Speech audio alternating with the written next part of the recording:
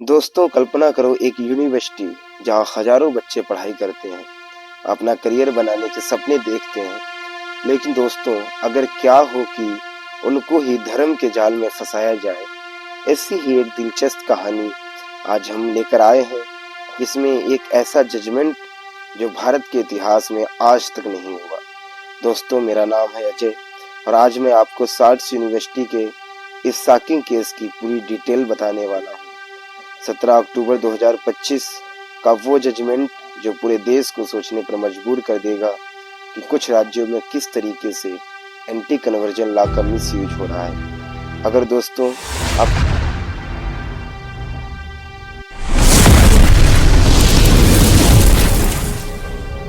पहले समझते हैं कि ये सार्ट्स क्या है। ये सैम हिंगबर्टन university of agriculture technology and science Allahabad, जो कि अब प्रयागराज में है, ये एक बड़ा नाम है जो 1910 में शुरू हुई थी। ये यूनिवर्सिटी कृषि टेक्नोलॉजी और साइंस को पढ़ाती है। हजारों स्टूडेंट्स, खासकर गरीब और ग्रामीण बैकग्राउंड से, वो यहाँ पर आकर पढ़ते हैं। ये ईसाई मिशनरी द्वारा शुरू की गई थी, लेकिन ये सिर्फ धार्मिक जगह नहीं है, ये एजुकेशन का हब है जहाँ हर धर्म के बच्चे आते हैं। अब vice chancellor doctor Rajendra Bihari Lal, जो कि 70 साल के सज्जन हैं, वो 40 साल से एजुकेशन में जुड़े हैं। वो सिर्फ टीचर नहीं है, वो एक मेंटर हैं। गरीब बच्चों को स्कॉलरशिप देते हैं, चैरिटी करते हैं। लेकिन 2023 में क्या हुआ था? यूपी पुलिस ने इन्हें और 90 से ज़्यादा स्टाफ स्टूडेंट को टारगेट किया। और वो क्यों किया?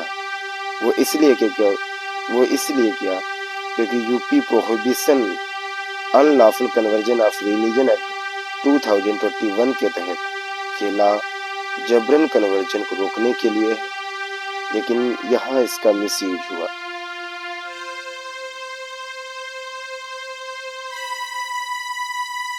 अब सुनो पूरा ड्रामा। 2023 में फतेहपुर पुलिस ने सार्ट्स यूनिवर्सिटी पर छापा मारा।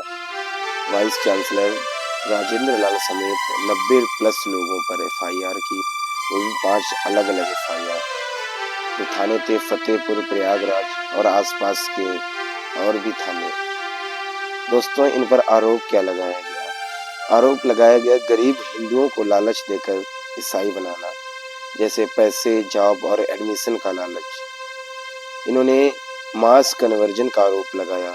इन्होंने कहा कि ये सैकड़ों लोगों का एक साथ धर्म बदलते हैं। बाइबल बांटना और प्रेयर मीटिंग को इन्होंने कन्वर्जन इवेंट बताया। देशद्रोह जैसी और कई धाराएं जोड़ दी। इस बात पर पुलिस ने एक्शन क्या लिया? पुलिस कैंपस में घुसी, स्टूडेंट को अलग अलग कमरों में बंद किया, वाइस चांसलर को घंटों थाने में बिठाया और इन्होंने बाकायदा प्रेस कॉन्फ्रेंस की और पूरे देश को बताया कि ये लोग हिंदुओं का सामूहिक कन्वर्जन कर रहे थे। लेकिन सच क्या था? क्या पुलिस के पास कोई सबूत था? सबूत सिर्फ इतना था कि वो सोशल मीडिया की अफवाहें और कुछ पोस्ट। कोई भी कन्वर्टेड व्यक्ति इनके पास नहीं आया जिसने कहा हो कि मुझे बदला गया है। ये सब उत्तर प्रदेश के एंटी कन्वर्जन लॉ के मिसयूज का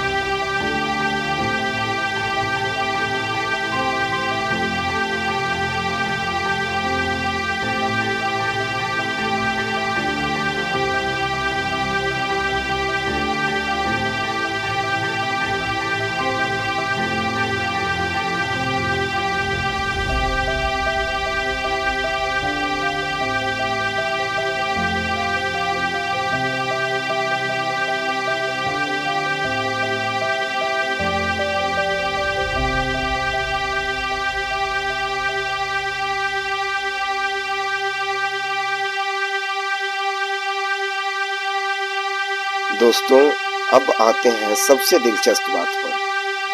वाइस चांसलर हाई कोर्ट गए, लेकिन वहां कोई रिलीफ नहीं मिली।